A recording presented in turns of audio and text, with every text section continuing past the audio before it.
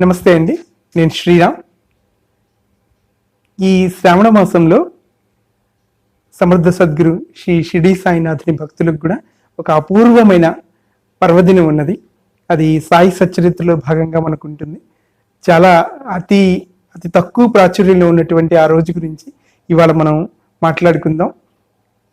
సదానింబ వృక్షస్య మూలాధివాసాత్ సుధాశ్రావిణం తీర్థమప్యప్రియంతం తరుం కల్పవృక్షాధికం సాధయంతం నమామీశ్వరం సద్గురుం సాయినాథం. సద్గురు శ్రీ షిరిడి సాయినాథుని పాదపద్మలకు నమస్కరించి, ఈ శ్రావణ మాసంలో శ్రావణ పూర్ణిమ కూడా ఒక విశేషమైన రోజుగా సాయి సచ్చరిత్రలో మనకు వస్తుంది. అదేమిటంటే, మనకు బాబా మొట్టమొదటిసారిగా షిరిడీలో దర్శనం ఇచ్చినప్పుడు ఆయన ఒక వేప చెట్టు కింద కూర్చుని దర్శనం ఇచ్చారని చెప్పేసి మనకు సచ్చరిత్రలో చెప్తారు. అక్కడ ఆ వేప చెట్టు ఆ సందర్భాన్ని పురస్కరించుకుని మనం ఇప్పుడు పాడుకున్నటువంటి ప్రార్థనా శ్లోకంలో కూడా సదానింబ వృక్షస్య మూలాధివాసాత్ అంటాం. అంటే నింబ వృక్ష ఛాయలో ఎప్పుడు కూర్చుండేటువంటి స్వామికి నమస్కారం అని చెప్పుకుంటూ ఉంటాం మనం. అటువంటి నింబ వృక్ష ఛాయలో స్వామి వేప చెట్టు కింద కూర్చున్న సందర్భాన్ని పురస్కరించుకొని ఒకానొక సందర్భంలో అక్కడ పాదుకల ప్రతిష్ఠ జరుగుతుంది. ఆ పాదుకల ప్రతిష్ఠ వృత్తాంతాన్ని సాయిబాబా సశరీరంతో ఉండగా ఆయన అనుమతితో ఆయన ఇచ్చినటువంటి ఆదేశాలకు అనుగుణంగా ఆయన చెప్పిన మార్పులు చేర్పులు చేస్తూ ఆయన చెప్పిన రోజున చెప్పిన ముహూర్తానికి జరిగేటువంటి ఈ అద్భుతమైనటువంటి పాదుకల ప్రతిష్ఠ గురించి మనం ఇప్పుడు సవివరంగా మాట్లాడుకుందాం. మనకు దత్తావతారాల్లో దత్తాత్రేయ అవతార పరంపరలో భాగంగా మనకు భారతదేశంలో వచ్చినటువంటి అవతారాల్లో షిరిడి సాయినాథునికి ముందుగా మనకు సశరీరంగా ఉన్న ఒక అవతారం అక్కల్కోట శ్రీ స్వామి సమర్థ స్వామి అవతారం. ఆయన అవతార సమాప్తి చాలించే నాటికి షిరిడి సాయినాథుడు షిరిడిలో ప్రకటితం అవుతారనమాట. అప్పట్లోనే స్వామి సమర్థ అవతార సమాప్తి చేసే సందర్భంలో కూడాను తన దగ్గర భక్తులకి ఎవరైతే వస్తూ ఉన్నారో ఆ దగ్గర భక్తులకు కూడాను, స్వామి మీరు వెళ్ళిపోతే ఎట్లా, మాకు మరి ఎట్లా అంటే, మీరు భవిష్యత్తులో మీకు మళ్ళీ నేను మరొక రూపంలో మీకు తప్పకుండా దర్శనం ఇస్తాను.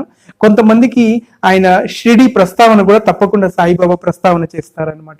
అట్లా స్వామి సమర్థ తర్వాత షిరిడి సాయిబాబా దత్తావతారంగా మనకు వచ్చి ఉన్నారు.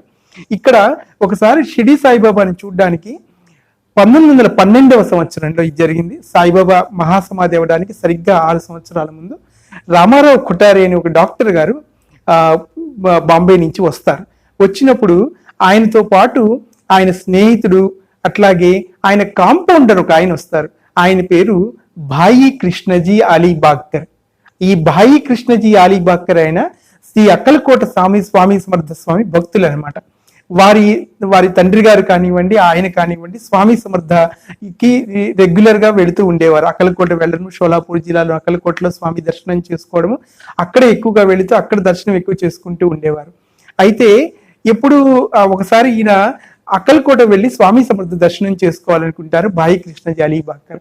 అప్పుడు స్వామి సమర్థ ఈ భాయి కృష్ణజీ గారి కళ్ళలోకి వచ్చి, మీకు నేను ఇప్పుడు షిరిడీలోనే ఉన్నాను, వెళ్ళి నా దర్శనం అక్కడే చేసుకో, నువ్వు అక్కలకోట రావసరం లేదని చెప్తారు స్వామి. చెప్పినప్పుడు భాయి కృష్ణజీ ఆ సందేశాన్ని అందుకున్నవాడే చాలా సంతోషంతో షిరిడీకి ప్రయాణం అవ్వాలని ప్రయత్నం చేస్తాడు. అదే సందర్భంలో ఈ రామారావు కొఠారి తను పనిచేసేటువంటి డాక్టర్ గారు కూడా వస్తారనమాట. ఈ డాక్టర్ గారితో పాటు భాయి కృష్ణజీ అలీబాగ్కర్ కూడా వస్తారు. వచ్చి ఈ సందర్భాన్నంతా పురస్కరించుకొని అక్కడ భక్త సగుణ అని, అలాగే గోవింద కమలాకర దీక్షిత్ గారిని బాబా భక్తులు కూడా ఉంటారు. ఈ భాయి కృష్ణజీ అలీబాగ్కర్ నేను ఇలా స్వామి సమర్థ స్వామి సందేశం అందింది, నేను మొట్టమొదటిసారి వేప చెట్టు కింద బాబా మొట్టమొదటిసారి దర్శనించిన సందర్భాన్ని పురస్కరించుకొని నాకు ఇట్లా సందేశం కూడా అందింది కాబట్టి మనము పాదుకల ప్రతిష్ఠ చేద్దాం, షిరిడి సాయిబాబా పాదుకల ప్రతిష్ఠ చేద్దాం అని చెప్పేసి వీరిద్దరితో వారు అనుకున్నటువంటి పని గురించి చెప్తారు.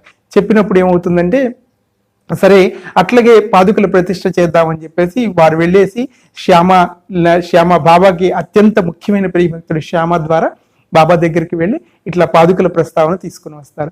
తీసుకొచ్చినప్పుడు బాబా కూడా సంతోషంగా అనుమతి తెలుపుతూ, స్వామి ఈ పాదుకలు ఎవరు చేయిస్తారు అంటే అప్పుడు అప్పుడు బాయి కృష్ణజీ వారికర్ అలీబాక్కర్ అని ఆయన, మా డాక్టర్ గారు రామారావు కొఠారే గారు వారు చేయించగలుగుతారు, దీనికి సంబంధించిన ద్రవ్యాన్ని వారు ఇవ్వగలుగుతారని చెప్పేసి ఆయనకి చెప్తారనమాట.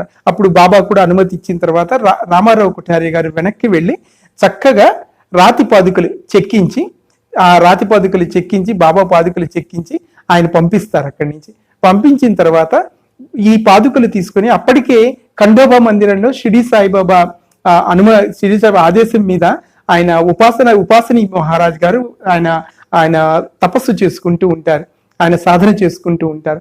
ఆ మహానుభావుడి దగ్గరికి వెళ్ళి ఈ పాదుకులు, రాతి పాదుకులు తీసుకుని వెళ్ళి ఆ డిజైన్, ముఖ్యంగా డిజైన్ అక్కడి నుంచి డిజైన్ చేసి పంపిస్తారు కొఠారి గారు. ఆ డిజైన్ తీసుకుని వెళ్ళి ఉపాసని మహారాజ్ గారి దగ్గర పెడతారు. ఉపాసని మహారాజ్ గారు అందులో చిన్న చిన్న మార్పులు చేర్పులు చేస్తారు. చేర్చి బాబా మహానుభావుడు కాబట్టి, బాబా సాక్షాత్తు శ్రీమన్నారాయణమూర్తి అవతారము, దత్తావతారం కాబట్టి శంఖ చక్రాలు పద్మాలు కూడా ఉండాలి అనేసి బాబా పాదాల్లో అటువంటి శుభ చిహ్నాలన్నింటినీ కూడాను ఆయన జోడించి ఈ విధంగా ఈ పాదాలు మీరు చెక్కించి, ఆ చెక్కించిన పాదాల కింద ఇందాక మనం పాడుకున్నటువంటి బాబా ప్రార్థనా శ్లోకం ఏదైతే ఉందో, సదానింబ వృక్షస్ మూలాదివాసం, ఈ శ్లోకం సాయి భక్తులందరికీ కూడా నోటెడ్ శ్లోకం, ఈ శ్లోకాన్ని కింద చెక్కించండి అని కూడా చెప్పేసి ఉపాసన మహారాజు ఆదేశం ఇస్తారు. అట్లాగే ఈ పాదాలు అటువంటి అనుమతి తీసుకుని రామారావు కొఠారే గారు ఆ పాదాలని తయారు చేయించి ఒక శుభ సందర్భంలో షిరిడీకి తీసుకుని వస్తారు.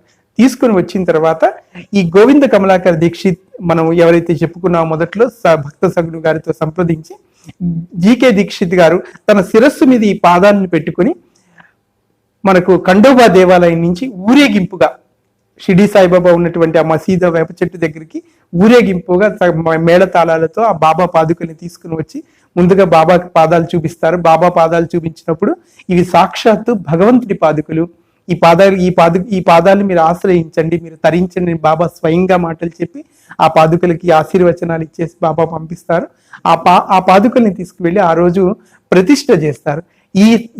ఈ కార్యక్రమం అంతా జరిగిన సందర్భము శ్రావణ పూర్ణిమ, 1912వ సంవత్సరంలోని శ్రావణ పూర్ణిమ.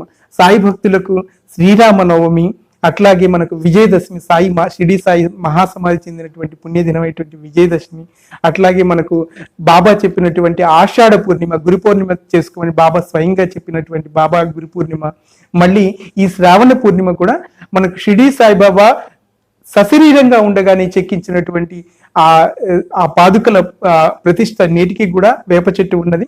ఆ వేప చెట్టు ఆకులు ఈ రోజు కూడాను మీకు ఆ వేప చెట్టు ఆకులు తింటే మధురంగా ఉంటాయి, అంత చేదుగా ఉండవు, కాస్త మధురంగా ఉంటాయి. అటువంటి ఆ వేప చెట్టు కింద ప్రతిష్ట జరిగింది. బాబా షిరిడి సాయినాథుని యొక్క దివ్య పాదుకలు ప్రతిష్ఠించినటువంటి ఆ శ్రావణ పౌర్ణమి మనకు శ్రావణ మాసంలో వస్తుంది. కాబట్టి ఈ సందర్భాన్ని పురస్కరించుకొని బాబా యొక్క దివ్య పాదుకలను, అలాగే షిరిడి దర్శనం చేసిన వాళ్ళందరూ కూడాను తప్పకుండా మర్చిపోకుండా వేప చెట్టు కింద ఇటువంటి ఈ పాదుకల దర్శనం చేసుకునే ప్రయత్నం కూడా చేయవచ్చు.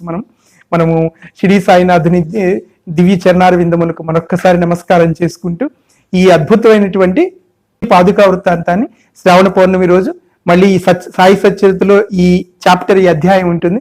ఈ చాప్టర్ చదువుకొని కూడా బాబా వారి దివ్య అనుగ్రహానికి మీరు పాత్రలు కావచ్చు. శ్రీ సమర్థ సద్గురు షిరిడి సాయినాథుడికి మరొక్కసారి మనం నమస్కారం చేసుకుంటూ సచ్చిదానంద సద్గురు శ్రీ సాయినాథ్ మహారాజ్ కి జై.